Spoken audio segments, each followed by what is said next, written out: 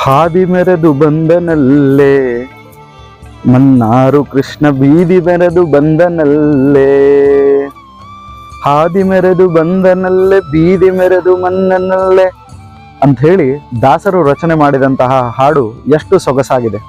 So ಅಂತಹ ಮನ್ನಾರು ಕೃಷ್ಣನ ಒಂದು ಮೂರ್ತಿಯನ್ನು ಕೂಡ ನಾವು ರಾಯರ ಸನ್ನಿಧಾನದಲ್ಲಿ ನಾವು ನೋಡ್ತೇವೆ.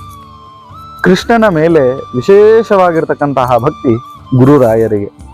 ಹೀಗಾಗಿನೇ ಆ ಮನ್ನಾರು ಕೃಷ್ಣನ ಒಂದು ಪ್ರತಿಕೃತಿಯನ್ನ ಇಲ್ಲಿ ನಿರ್ಮಾಣ ಮಾಡಿದ್ದಾರೆ. ಕೃಷ್ಣನಿಗೆ ಪ್ರೀತ್ಯಾಸ್ಪದವಾಗಿರ್ತಕ್ಕಂತಹ ಗೋವುಗಳನ್ನ ಎರಡು ಕಡೆಗೂ ಕಾಣ್ತಾ ಕಾಮಧೇನುವನ್ನ ನಾವಿಲ್ಲಿ ನೋಡ್ತೇವೆ.